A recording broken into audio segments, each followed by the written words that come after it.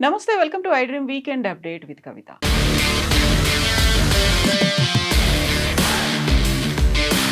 General ఎలక్షన్స్లో కనిపించేంత హడావిడి ప్రచారం ఈసారి లోకల్ బాడీ ఎన్నికల్లో తెలంగాణలో కనిపించింది. గతంలో ఎన్నడూ లేనంతగా ప్రీ పోల్ సర్వేలు, ఎగ్జిట్ పోల్ సర్వేలతో పాటుగా అంచనాలు, ప్రచారం కోసం పెట్టినటువంటి డబ్బు ఎందుకని అంత తీవ్ర స్థాయిలో కనిపించింది? పార్టీలు అంత ప్రతిష్టాత్మకంగా ఎందుకు తీసుకున్నాయి? మనతో పాటుగా ఉన్నారు మన తెలంగాణ ఎడిటర్ దేవులపల్లి అమర్ గారు. సార్ నమస్తే. నమస్తే కవిత. సార్, ఈసారి ఎన్నికలు గతంలో జరిగినటువంటి సర్పంచ్ ఎన్నికలు కావచ్చు, ఇప్పుడు జరిగినటువంటి లోకల్ బాడీ, మున్సిపల్ కార్పొరేషన్ ఎందుకంత పీక్ స్టేజ్లో ప్రచారం? ఒక్కో ఓటుకి 70,000 దాకా పంచారు అనేటువంటి వార్తలు ఎందుకు వస్తున్నాయి అసలు? కొన్ని చోట్ల చాలా డబ్బు ఖర్చు పెట్టినారు. అయితే ఇది కొత్తగా ఇప్పుడు జరిగిన మున్సిపల్ ఎన్నికల్లో వచ్చిన ట్రెండ్ ఏం కాదు. గత కొంతకాలంగా ముఖ్యంగా 2 తెలుగు రాష్ట్రాల్లో కూడా డబ్బు అనేది చాలా ప్రధానమైన పాత్ర పోషిస్తూ ఉన్నది ఎన్నికల్లో. రోజు రోజుకు ఎన్నికల వ్యయం పెరిగిపోతూ ఉన్నది. ఓటరు అంతే ఆశిస్తున్నాడు, ఖర్చు పెట్టేవాళ్ళు కూడా అట్లా ఖర్చు పెడుతున్నారు. ఆశ్చర్యకరమైన విషయం ఏంటంటే ఉత్తరాదిలో ఇంత డబ్బు ప్రభావం ఉండదు. ఓన్లీ దక్షిణాదికి వచ్చేసరికి ముఖ్యంగా మనకు కర్ణాటక, తమిళనాడు, తెలంగాణ, ఆంధ్రప్రదేశ్ ఈ రాష్ట్రాల్లో మరీ భయంకరంగా డబ్బు ఖర్చు. బహుశా మహారాష్ట్రలో కూడా ఉన్నట్టున్నది. ఉత్తరాదిలో ఈ పరిస్థితి లేదు. మన దగ్గరికి వచ్చేసరికి జరుగుతున్నది. ముఖ్యంగా మనం ఇవాళ ఫలితాలు వెలువడుతున్న మున్సిపల్ ఎలక్షన్స్ కనుక తీసుకున్నట్టయితే ఇవి 2 సంవత్సరాల క్రితం రాష్ట్రంలో కాంగ్రెస్ పార్టీ అధికారంలోకి వచ్చినాక జరుగుతున్న 2వ ఎన్నిక.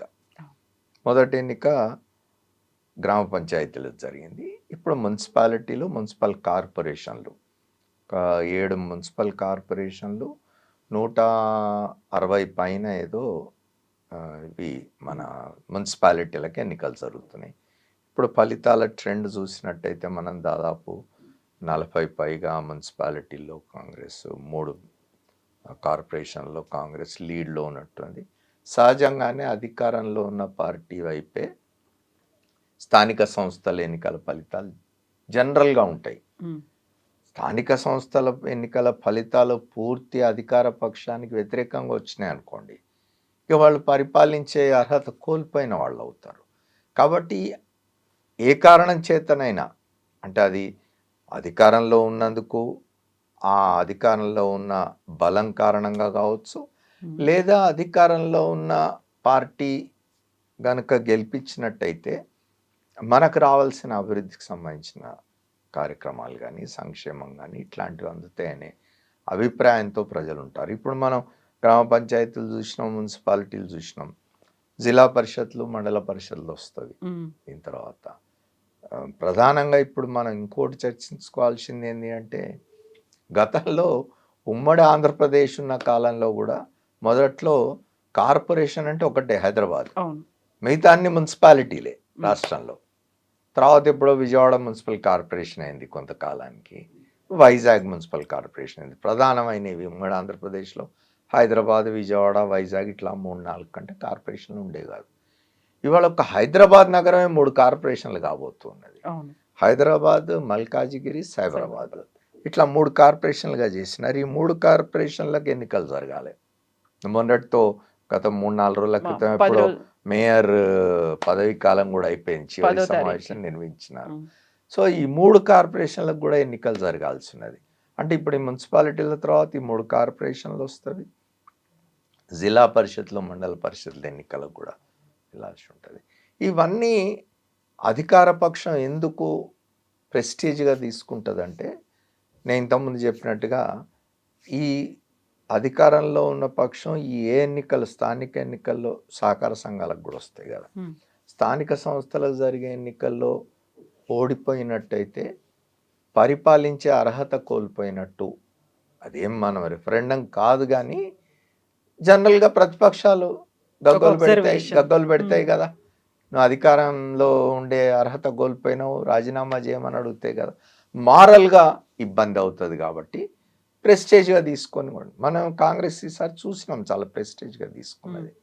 అధికారంలో ఉండడం, అర్ధబలం, అంగబలం ఇవన్నీ కూడా కాంగ్రెస్కు ఉంటాయి కాబట్టి తప్పనిసరిగా ఇవాళ కాంగ్రెస్కే పై చేయి ఉండే అవకాశం ఉంది.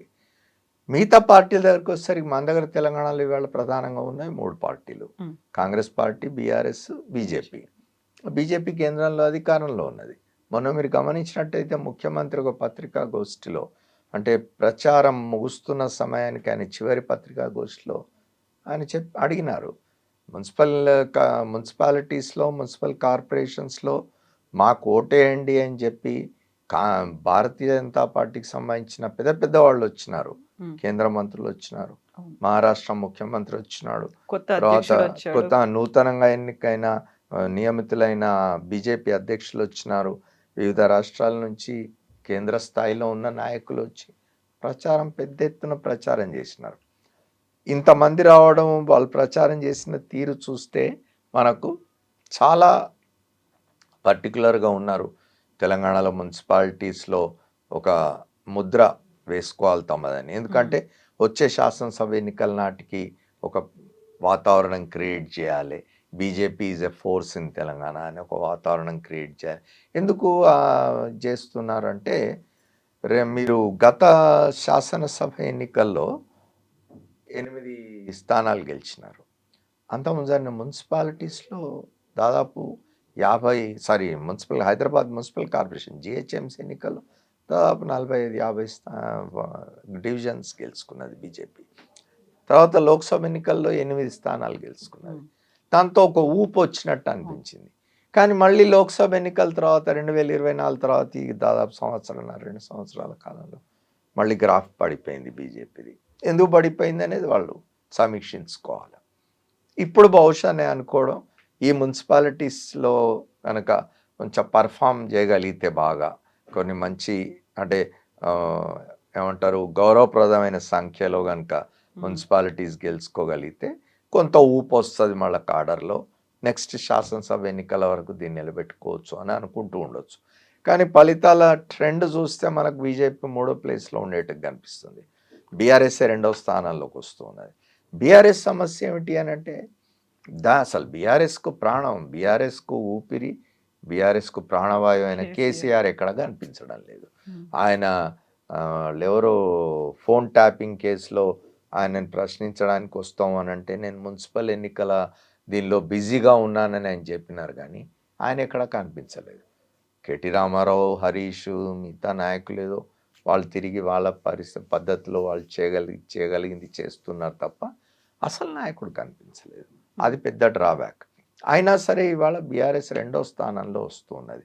చివరికి వచ్చేసరికి ఫలితాలు మొత్తంగా సాయంత్రం వెలువడే టైంకి ఎన్నిట్లో బీఆర్ఎస్ ఇదవుతుందో తెలియదు, కానీ 2వ స్థానంలో అయితే బీఆర్ఎస్ ఉన్నది.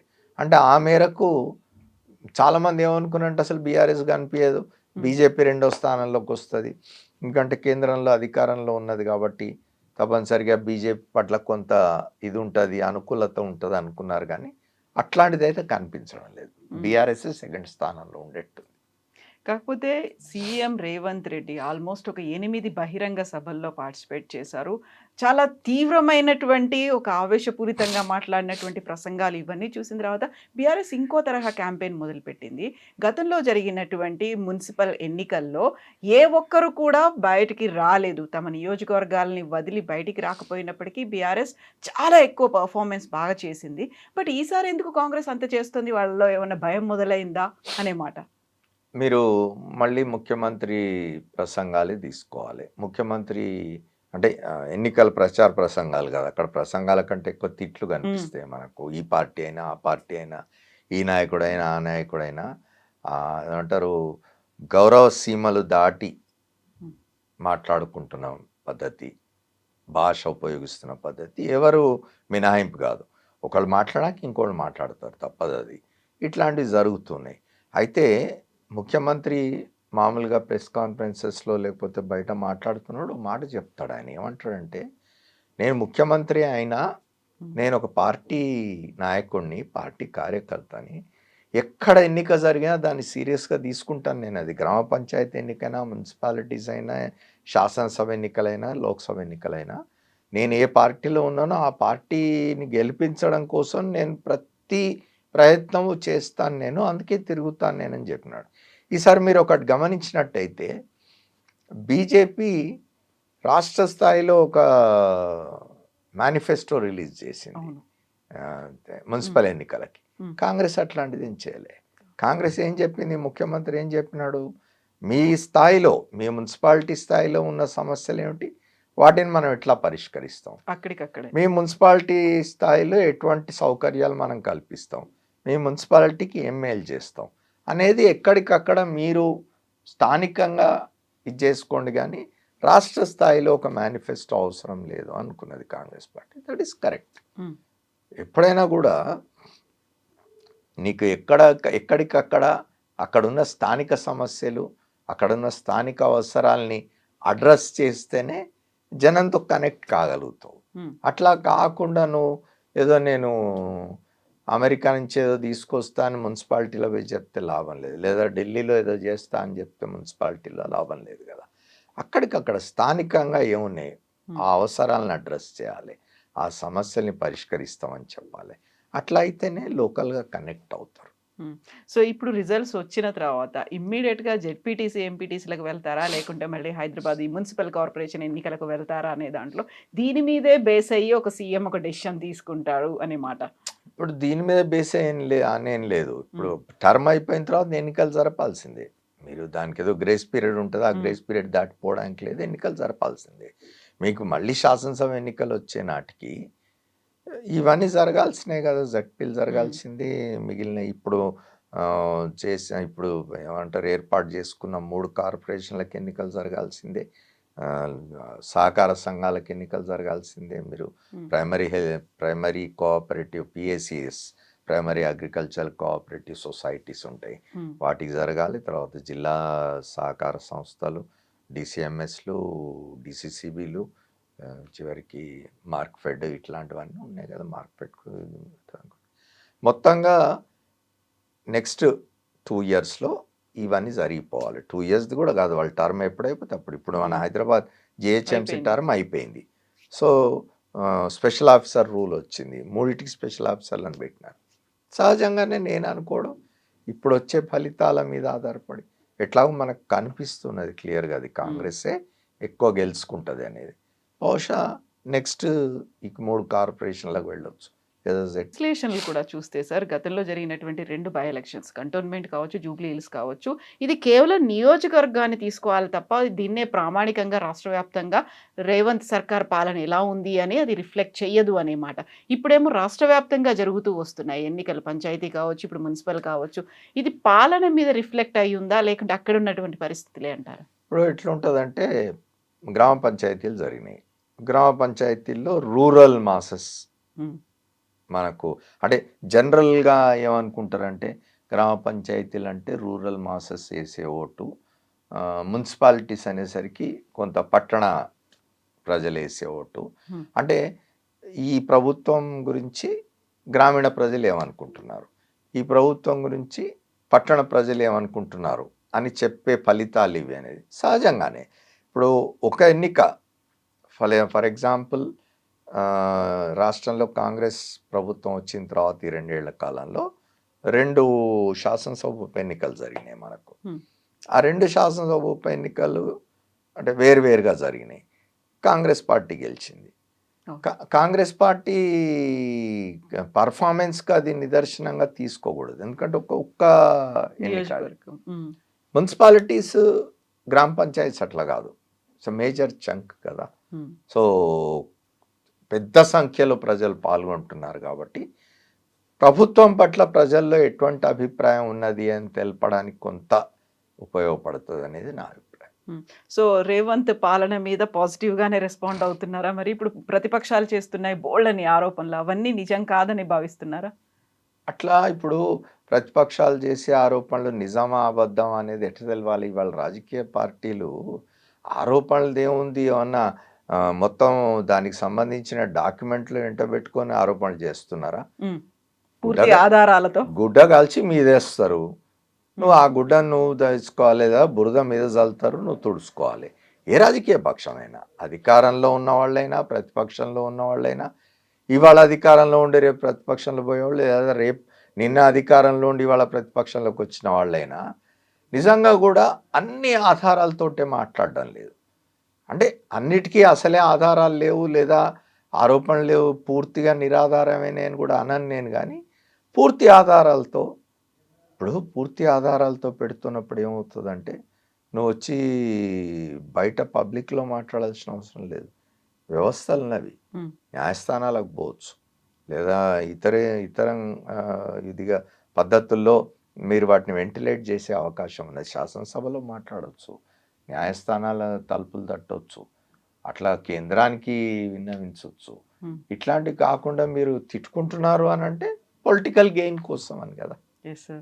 Thank you so much, sir. Thank you you. very much. Thank you.